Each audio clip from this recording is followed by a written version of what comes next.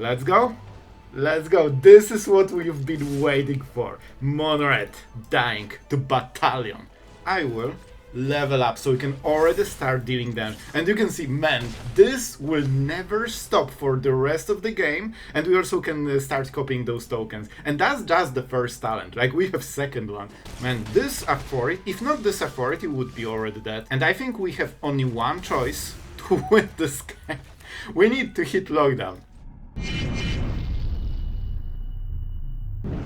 Hello everyone, it's Sloth here, and today Boros that absolutely crashed it on the ladder for me, and the deck feels so fun and so powerful that even it convinced me, alright? And with the new additions with the Siege, it actually gains some new options, because this lifelinker that you get every turn, the Goblin, you can actually pump it with talent, giving you, for example, a 3/3 lifelinker every single turn forever, something that Forge could never do. This fully stabilizes you and lets you play the really long game. And by the way, with authority of the Consuls, this is the only time we are using this offensively, because it taps opponent's creatures so they cannot defend. And guess how we finish the game?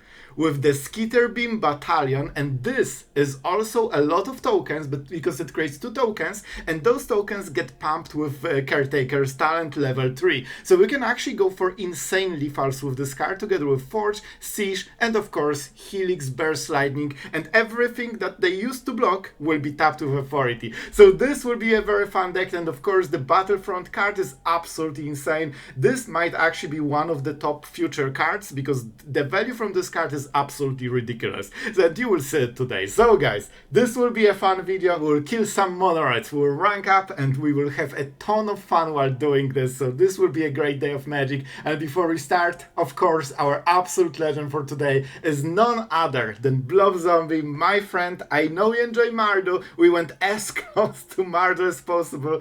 I hope you will like it. This deck is for you, and just really thank you for all the amazing puns and amazing, positivity you bring to this channel. So that's super appreciated. Thank you very much. And with that being said, let's hit the ladder. Alright, our opponent is going first. We have nice Burst Lightning. We cannot cast Helix though, so we need to fix our mana a little bit. And we are playing against the pro from Dover. Alright, let's put it to the test. Hopeless Nightmare. I actually don't mind it too much. But what do we discard? Is this Helix? I will try to play into Helix. I will keep Burst Lightning. It might be useful if they have a lot of small, annoying creatures. So far it's Orzhov, so I think this is like full Orzhov bounce. So this Burst Lightning will be useful at some point. Here's the Verge. Very nice draw. That will fix basically most of our problems. We need to save this. If this hits, we should be really fine. Momentum Breaker is okay. Now we can probably go for Torch the Tower, I would say. I don't think we need Exile effect, and Burst Lightning is better generally. So now we can set up the talent, which is absolutely huge for this deck, because that means you will get card advantage over time. They don't have blue, so they cannot bounce it easily. Not sure if they play Get Lost. Usually I think they don't, but you never know. You never know. Preacher. Oh boy, this is a really annoying creature. I think we go for the Battlefront. I think we have to. I think we have to. Let's go. Battlefront. I whiffed. I whiffed like 100%. No way, man. No way. So I can kill Preacher, but this will take me additional turn, so that's not amazing. Well, this Battlefront was not very battlish, Alright, so they're doing cards, which is really good, because we will always outvalue this deck in the long run. So if they don't get extra tempo, that's actually better for us. And the damage from Preacher is not like devastating, it's just annoying because they are getting so much stuff, right? But I think we can tank all of this stuff. This is a scary card. Alright, do I want to go for the token? I could make Double Fish, that's not bad, or kill Preacher and try to keep the board clear. But then I need to go for the Fountainport. This feels like a flanker, right? So I think we go with this into Burst Lightning. It is a long setup, but now we can start lifelinking, and maybe we can pump the talents, so we can start lifelinking more. Absolutely Jeskai. Absolutely Jeskai. I mean, we don't have a choice, we need court mana, so let's play this guy. This will make our next draw a little bit better, and oh boy, we need some good draws. This is nice, but we already are drawing with the Siege, so I'm not sure if we really need this.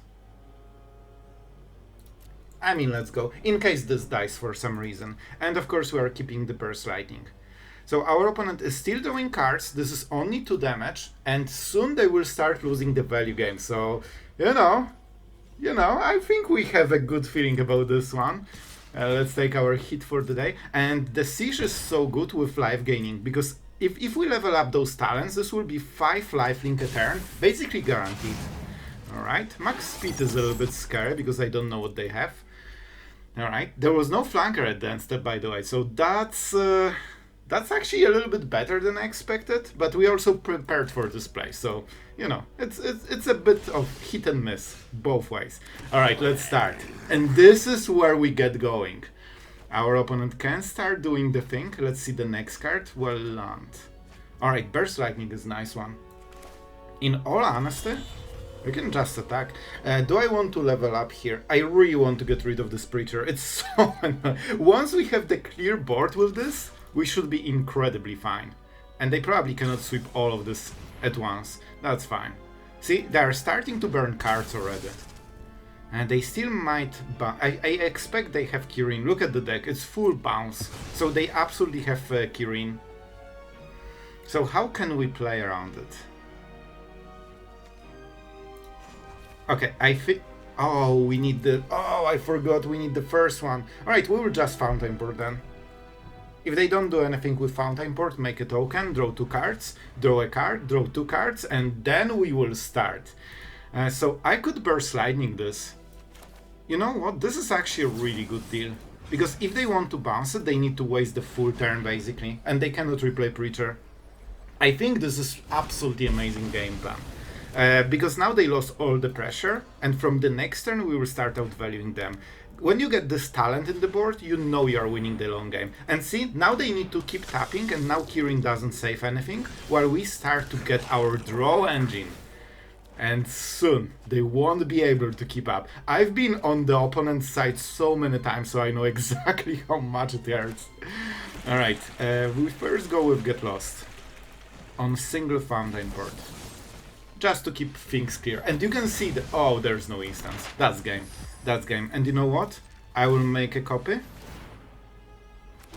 And I will level up so we can already start dealing damage. And you can see, man, this will never stop for the rest of the game. And we also can start copying those tokens. And that's just the first talent. Like, we have second one. So we can see this is the breaking point where we absolutely outscale our opponent. And we are not even close to showing our real potential. It's just the, you know, the start. And that's the cool part about the deck. It avoids lockdown like completely.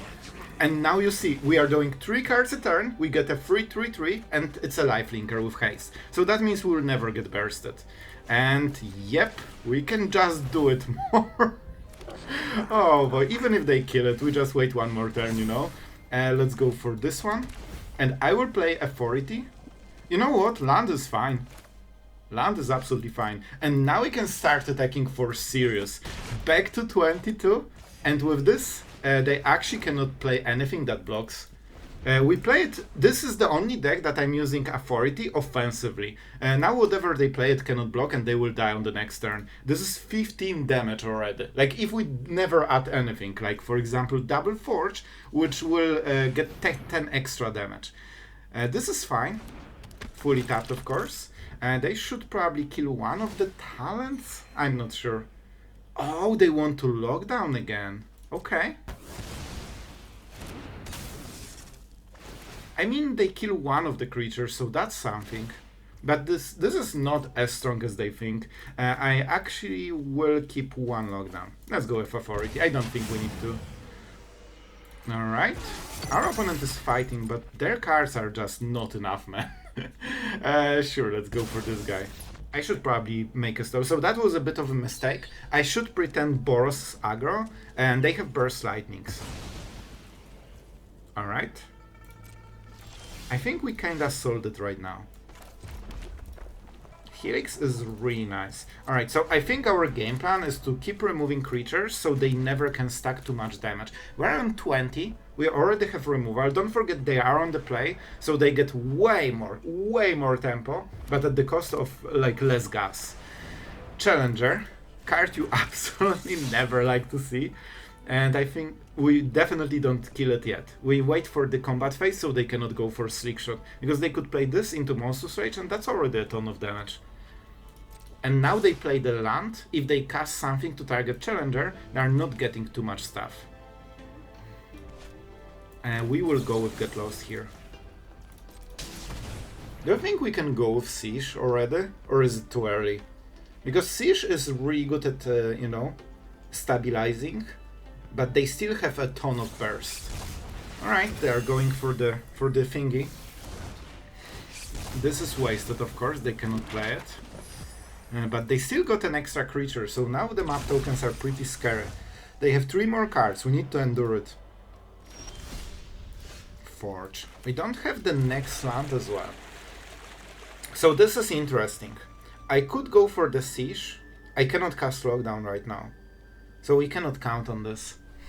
In all honesty, they probably need the Slick Shot to deal a ton of damage. They will start with double map tokens, so this can already be 4. That's a problem. This is better defensively, man. But I'm just scared that we might die before we recover. If that's triple pump, we are dead, probably. Yeah, I think we have to go like this, and we'll open with Get Lost. This is probably the last removal, because they can play around it and save the creature sometimes. I really think they should start with the map tokens, and then see if we go for removal. Man, removal is so tempting here. They kinda like the lands, they like the next cards. If I remove this, what happens? They play Slick Shot, and probably pump it to Oblivion. Then we kill it, and then it's all about the top decks. I'm not sure if that's the best play. Okay, this is good. This is good. I kinda gambled that this won't be a land, because the stats on this do not matter super much. If they go for another... Oh, they had the land! Oh, sneaky, sneaky. They actually... Okay, this is how you play. Because if you draw a land, you want to play the one that your opponent has seen. I would prefer to not take an extra damage. So I think we will Get Lost this. But of course we'll try to bluff a little bit. Maybe we'll get some extra value. Alright guys. Taking 3 damage is so bad. I cannot Helix this, even though I would prefer to. Because then they don't get map tokens, and you know, we get better deal, we life gain, all of this stuff. Maybe this is the turn when we go for the Siege. They cannot really save it unless they have another turn inside out. And don't forget they can, you know, just flip it.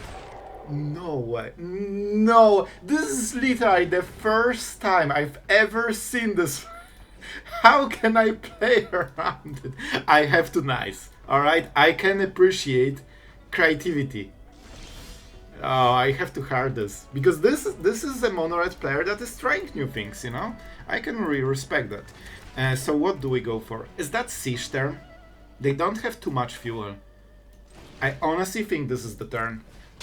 Guys, we might die on the next turn. But if we don't, this might save us the game. And we already have double white for the lockdown. So this land is, of course, at the worst moment because it's a fast land. But we actually don't have 4-drop, so we don't really suffer from it. And we can use this to set up the next turn better, and it fixes our remaining mana problems. So, let's see. I kinda love this play, not gonna lie. Like, this is a really cool card, and I've never seen this usage, literally ever. So, you know, we can respect that. Okay, this is actually kinda good, because that means we probably have a very good lockdown. And by the way, our opponent is actually playing extremely well. This seems to be like really experienced player. Even though it's mono-red, they don't make any mistakes and they are playing around everything what we are doing. So that's pretty cool, man. Alright. They even know how to click the triggers, man. This is the best mono-red, you know, gameplay of my life. So I think we just attack and lock it down.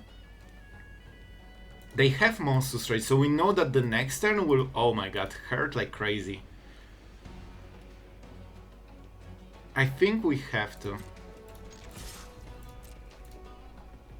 You know, this is not too much, but it still helps a little bit. They cannot get it to a creature, right? Just making sure. So they will play Slickshot, Monstrous Rage. This is already what? Man, this is insane. This will be 6, probably around 10 to 14 damage. But then we can Helix it. So I think this is the turn, guys. I think this is actually the turn.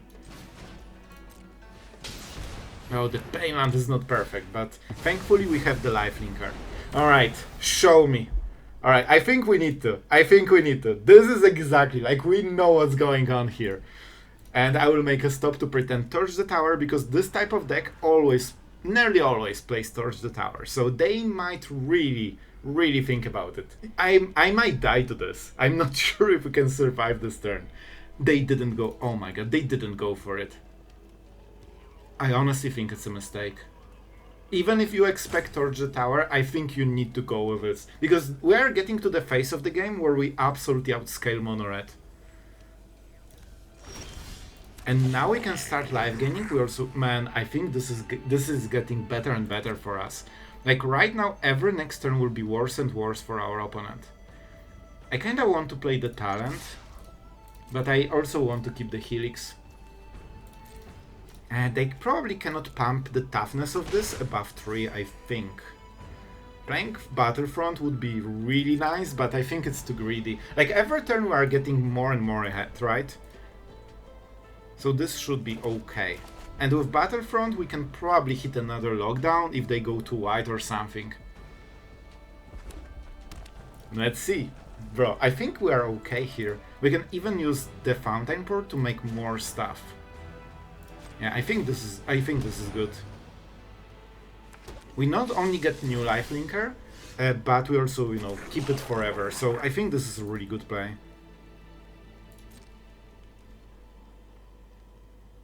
Okay, we definitely attack with this guy. Do we go with Helix? We could just go Battlefront. They have Scamps, so we need to be careful. This can deal so much damage. We will definitely go with this, and I honestly think we don't go much more than this. Awkward situation because we are stuck on 4 mana, so we cannot play Talent into Helix, which is what we want. Maybe I will try to hit land again. Like, we both are drawing 1 card a turn. As long as we can Helix their pump, they shouldn't be able to deal enough damage, I think. I'm not making a fish. I don't think we need more.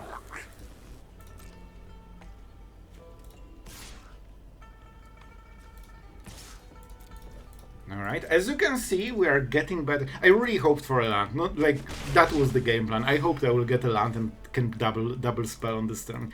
Because I think they are stacking a ton of pressure.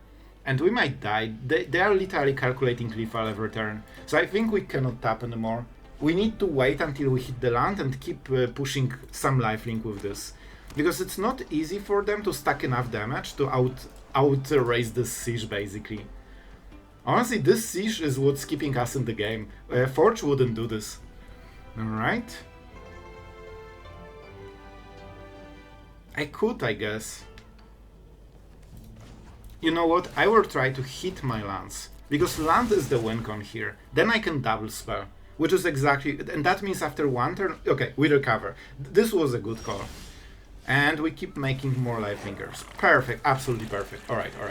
So now we can go for the Lifelink attack. We do it so we always keep getting more life, of course. And now we go for the Talent, and they will unleash the beast. And this will be scary. We could also go for the treasure, and then we can torch the tower into... Okay. I know it feels like I'm playing passive, but the only way you will lose this game is because you are tapping out. Our opponent is prepared. I've been playing Mono Red and, you know, this kind of decks. Basically what he's doing is stacking damage so he can kill us in 1 single turn. And if we do a single mistake, single tap, they will deal like 20 damage easily. So I think this is what's going on. They might have more slick shots, you know, this kind of stuff. And they're going. See, they gave up on waiting, and this is exactly what we've been waiting for. If we were tapped, we wouldn't be able to double remove, and we could die to this. All right, what do you do? Haste. All right, that's fine, as long as it doesn't pump toughness. We absolutely don't care. They can harmonize, but they need to tap. That's probably. I think we got this, man. As you can see, if you're patient and playing around their win cons, there is nothing they can do. This is all wasted plays. Like, our opponent is trying to bait the response, and oh, that's black mana. That means burn together. Let's see the attacker. They have to attack. So I think this is attack into burn together, and that will be enough damage. No blockers, of course, because of flying. Let's see if they pump more. We want to bait it, and we need to do everything in the combat phase so they cannot burn together. And I will start with Torch the Tower. You can see this 20 life puts so much pressure on them, because it just gets better and better, that they need to go for the play. And this is what we've been waiting for. I will start with Torch the Tower on Bargain. We target this, we bargain this. Because I want Helix to resolve, so we have life gain. There's no way they are beating this. There's no way, man. Like, we played perfectly around what they have. Like, they won't be even close to dealing lethal damage. And as you can see, you don't need those forges, those talents. All you need to do is make sure that you don't die to this. Because they have one big burst, and after that they are done. Yep. And that's all the pressure gone. And that means we don't need to make tokens. Now we go for the talent, and we start to really unleash our game plan. And you know what? Guys, I think you deserve some cool prototypes after this game. Let's go. Let's go. And I think that should be it, probably. Our opponent will take a ton of damage. This is 2-turn lethal. We'll just keep 1 or 2 blockers. And yes, the battalion will get rid of Monoret on the ladder. Let's go. This is good enough. I should probably attack with 1 because it's 2-turn lethal, but I want to be a little bit more aggressive for all the patience we needed to have. And see, now they don't have enough cards to deal 20 damage. This is really good to pump creatures, but Harmonize 5 means that they either pay 5 mana, which means they cannot even double cast it, or they need to tap a creature, and if it's tapped, that means it cannot attack. They use it to pump a burn together, so they can attack, and they use probably non-hasted creatures to pay the cost for it, and then, you know, sacrifice Scamp or something. That's my guess. I think there's no way they're dealing 21 damage, because Slickshot was the reason they could go for this type of lethals. See, now they need to go for the slower game plan of just trying to set up double strike, and it won't work because it's way too slow for us. A good try. Our opponent really played nicely. I think they expected us to make a mistake and tap out, which most of the control players, I think, would do. If you tapped on this crucial turn, there is a chance they would have more, you know, stuff than you can remove, and that's the only way to get 20, you know, something damage. All right, so they will block this and this, right? This means 6 damage. Yep, that's lethal. That is lethal. It was scary for a moment. Now it's just cleanup duty. Oh, this is already hasted, right? Because of the village. Sure. Let's see. With 1 card, as you can see, there's no way they're dealing this type of damage. And this is sorcery, so they cannot combat trick it. They should know that the game is basically done. Oh, and we get the token as well. Kinda forgot. Let's go. Let's go. This is what we've been waiting for. Monoret dying to Battalion. This is the cool red card. Oh, that's nice. I could probably draw a card, but we don't need to.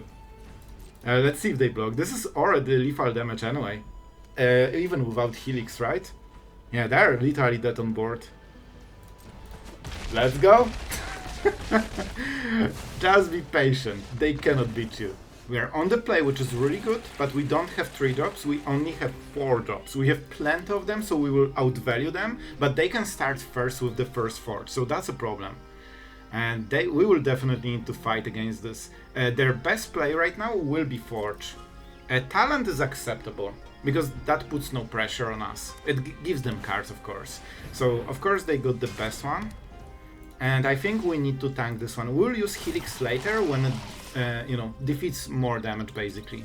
So that's exactly what I was saying. Even though we are on the play, we actually got the worst draw. It will be stronger if we have time to play it. That was last turn draw, by the way.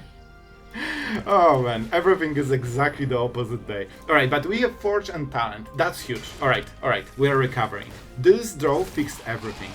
However, we will always be behind a little bit, but only one turn, so that's manageable. And we have more Battlefronts. So on the next turn we can probably go for Torch the Tower. So we go this, and we have 1 mana left for Torch, potentially.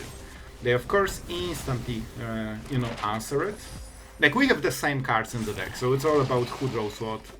And they keep the pressure, but the Forge stays, that's the important part. I wonder if they play Soul Part. Oh my, okay, with this I think we will win. I think with this we will win the mirror. Alright guys, we need to go really hard. I think we just go Battlefront. And we keep the red mana. Please, don't whiff, don't whiff. We need Forge. You know what? It kinda does the job, I guess. It's probably like the worst draw we could get, but in a way it still works because it taps the Forge and they just use Get Lost. So if they don't have another, and they definitely do not, right? Right. We can kinda prevent the whole effect. And this always gets created, so we also get live game. So this could be interesting. Another Forge. Right now doesn't do anything, but man, when they remove this authority, this will be rough, but hopefully we'll stack some value until then. Alright. Like, basically we whiffed fully and we still we successfully messed up. Alright, so let's go for this guy. I just keep playing Battlefronts. And you know what, let's play this first to make our top deck a little bit better. Because we can at least search the top card, right? We want 3 drops like Forge and Siege. This is the kind of stuff we need. They have double Forge, so right now they are not dealing damage, but moment they kill authority, they will win the race. So we need to get this window of opportunity, so we can win. I think our opponent is unhappy about the third Battlefront, because to be honest, this is the strongest card of the whole deck. Yep, this is exactly what I wanted. Let's go. We need to kill them in like 2 or 3 next turns, because our opponent will start recovering very quickly. They might still have Get Lost, but they would probably play it. Forge and Forge. And this is how you win. Man, this card actually won this. Alright guys, I'll be honest, I'm really not sure about this one. But we have authority, we are on the draw, so we won't have much time. I will try this.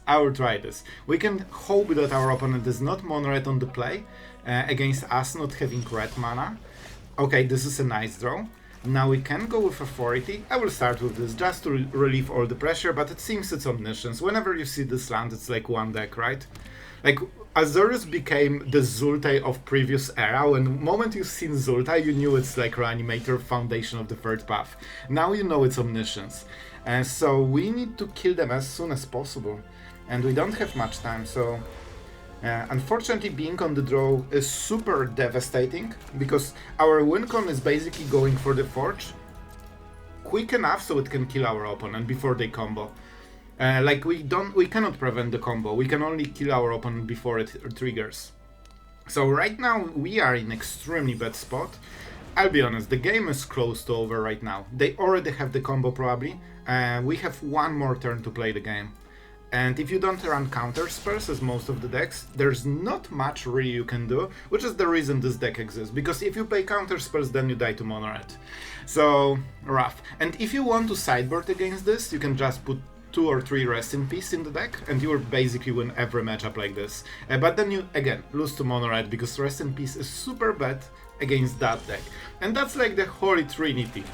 And by trinity I mean duality of standard. Either you die to aggro mono red or aggro, let's say, control, but it's not a real control deck. So yeah, now we need to... So on the play would already be hitting them with Forge, and if they whiff for 2 or 3 turns, it's enough to kill them. Right now they're trying to find the missing piece. They only need Awakening to win the game right now. And this is probably one of the Awakenings, so we probably have last 1 turn. And that's why it's so important to be on the play, because you need to hit all the Forges. Oh my god, we also whiffed super hard. Man, this is not a good draw. But to be honest, you cannot really do anything in those kind of games. Everyone just plays their hand, and whoever gets better one wins. There was zero decisions this whole game. We just played the cards. Our best decision is to draw Forge, because that's how we win the matchup. Cool. Well, there it is. There it is. Alright guys, we are on the draw against freaking whatever freak. I will give a guess, alright? I think it's a mono red, so I will take this hand. you know it, man. You know it. Let's go, Authority. You have a lot of work to do. So even though we will lose it at some point to lockdown, hopefully it will prevent like 50,000 damage. And let's start live gaming, shall we? Even with Authority on the draw, you feel so behind, man. Like, you are basically forced to draw lockdown instantly. Otherwise, you are so behind. Like, even though we are at 20, it feels like we're basically dead right now. I think we'll go with the Mountain. Then we unlock the first removal of the game. It feels super slow because we played sideboard at 1-drop against aggro decks, and we have removal on turn 2, and I already feel behind. Man, this is actually crazy. If you don't have lockdown, you just always feel behind. So we will go with the mouse, of course. And now I honestly think we go for, the double striker. The mouse can also be annoying, but I think double striker is like the main thing. They didn't play a land, but there's not, like, we need to go for it. We need to go for it. We get some life, and maybe we can lockdown.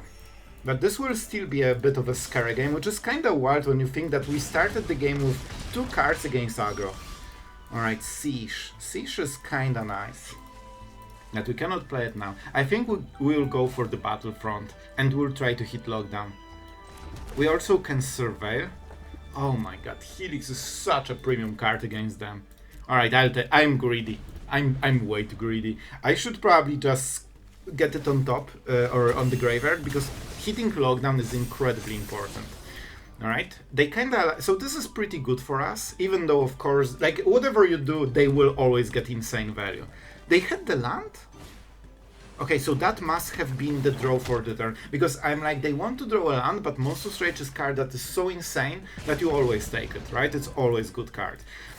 Alright, we're going with another shock. Man, this Authority, if not this Authority, would be already dead. And I think we have only one choice to win this game. We need to hit lockdown. The only card that can prevent it. Oh my god, I'm good at Magic. Here we go. And now they have absolutely nothing, and thanks to this Authority, we are at 9. And now this Helix and Siege should recover us fully. Hopefully. Hopefully. This has to be creature for them to have any chance. And it's not. It's actually not. Alright. I will absolutely play this. Not only we are starting to draw cards, but this is also a lifelinker. I think this is honestly the best draw of the game, so we can instantly start recovering and instantly start drawing cards. Because I need those lands. Perfect. Yep. And this is how we do it. This is one of the reasons the Battlefront is so insane, because it can also hit a sweeper if you need it. And now we have natural sweepers, and our opponent is no more.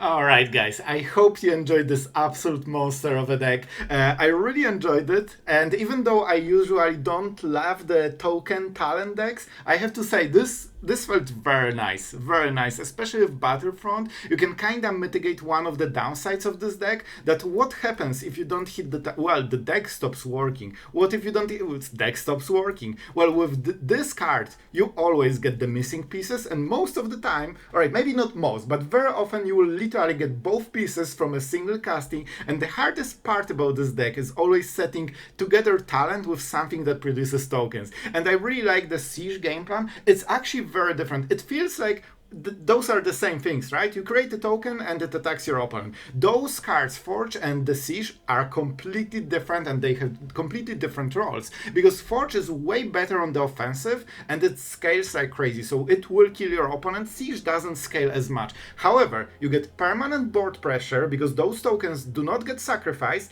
and the lifelink matters a lot. Suddenly you can start defending, while Forge is like exclusively to be aggressive. And especially it matters when you level up talent. Like, having this 3/3 token with lifelink every turn means that it's nearly impossible to race you, especially that after it attacks, I mean, it stays for the next turn to be a blocker, because you of course want to attack with the lifelinker always. So it just keeps stacking, and suddenly it's so hard to kill you against any deck that tries to be aggressive. You have seen this in the red game. I mean, they kinda gave up, and I'll be honest, I think they banked on our mistake that we will tap, and we didn't do it, and you can see what is the result. Like, they didn't have the opening for the whole game. I really like addition of authority, even though it doesn't work with lockdown very well.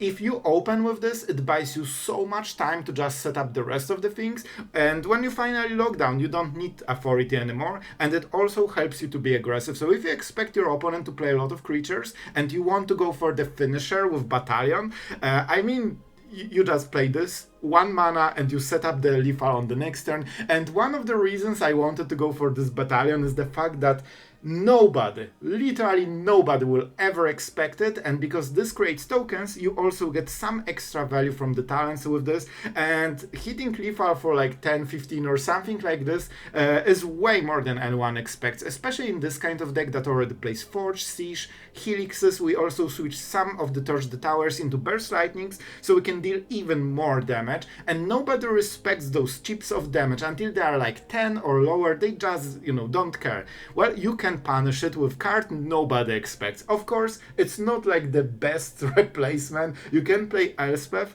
but they are kind of for the same mana cost, and this is more aggressive because it instantly ramps the pressure super hard at the cost of longer games, of course. So, we just went for this one huge punch, which works so much better with authority. So, yeah, I hope you guys enjoyed. We ranked up with this one. It was 4-2, so I'm pretty happy about it. And one of the games was Omniscience. Like, you don't have a good matchup against this deck. You literally need to be super aggro in your opening. You need to kill them before they recover, and most of the time they can find the combo. So this is probably like one of your weakest matchups, and the rest ones are pretty nice with all the removal you have. So I hope you enjoyed, and before we wrap up, huge thank you, of course, to our amazing patrons that are here to support the channel always, and you guys rock. Like, seriously, thank you for just being here on the channel for all of this time. It means a lot. So, with that being said, thank you guys for watching until the end. I hope you enjoyed. If you did, like and subscribe the video, it helps a ton. And see you guys tomorrow.